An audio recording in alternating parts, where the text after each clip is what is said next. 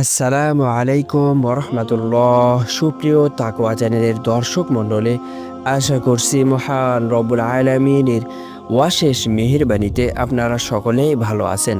আজকে আমরা আলোচনা করব রজব মাসের করণীয় ও বর্জনীয় আমল সম্পর্কে বিস্তারিতভাবে ইনশাআল্লাহ। প্রিয় বন্ধুরা, রজব আরবি শব্দ, এর অর্থ সম্মান করা।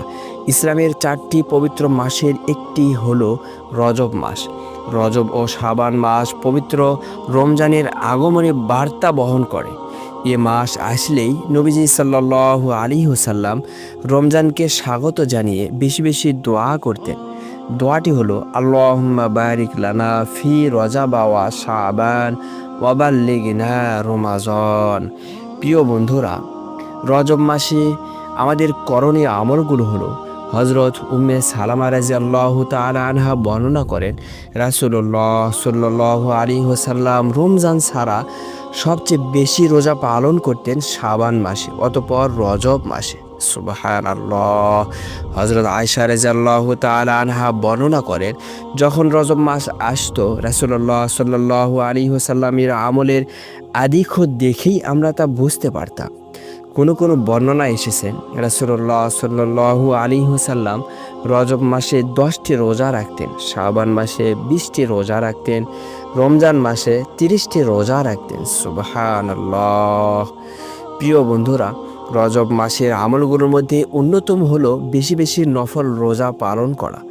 মাস জুড়ে প্রিয় নবীজি সাল্লাল্লাহু আলাইহি ওয়াসাল্লামের নিয়মিত আমল সোমবার ও বৃহস্পতিবার রোজা পালন করা।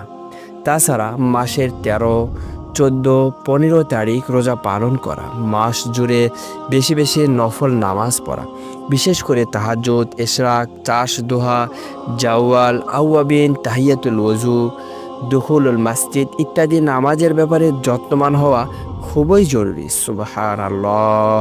হযরত সালমান ফারসি রাদিয়াল্লাহু তাআলা আনহু থেকে বর্ণিত হাদিস থেকে জানা যায়, রজব মাসের 1ম তারিখে 10 রাকাত নফল নামাজ পড়তে হয়। এ থেকে আমরা বুঝতে পারলাম রজব মাসে আমরা বেশি বেশি নফল রোজা পালন করব এবং বেশি বেশি নফল নামাজ পালন করার চেষ্টা করব ইনশাআল্লাহ। এ মাসের বর্জনীয় আমলগুলো হলো, এ মাসকে ঘিরে সমাজে কিছু কুসংস্কার আছে, এগুলো থেকে বেঁচে থাকতে হবে। যেমন রজব মাসে হাজারে রোজা বলতে কোনো রোজা নেই, এটি বানোয়াট।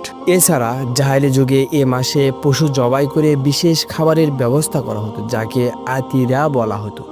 রাসূলুল্লাহ সাল্লাল্লাহু আলাইহি ওয়াসাল্লাম এই ধরনের কুসংস্কার থেকে বিরত থাকার আদেশ করেছেন। সুবহানাল্লাহ। বুখারী শরীফ 5473 নম্বর হাদিস। তাই রজব মাস ঘিরে এ ধরনের কোনো কুসংস্কারে লিপ্ত হওয়া যাবে না। অনেকের মধ্যে আবার সন্দেহ কাজ করে, এই মাসে বিয়ে শাদী করা যাবে কিনা। রজব মাসে বিয়ে শাদী নিষিদ্ধ এমন কোনো নির্দেশনা কোরআন হাদিসে পাওয়া যায় না, তাই এ ধরনের প্রশ্ন করাই অবান্তর। প্রিয় বন্ধুরা, তাই আমরা আল্লাহর কাছে দোয়া করি, হে আল্লাহ, আমাদেরকে রজব মাসে বেশি বেশি নফল রোজা পালন করার এবং বেশি বেশি নফল নামাজ আদায় করার তৌফিক দান করুন। আমিন।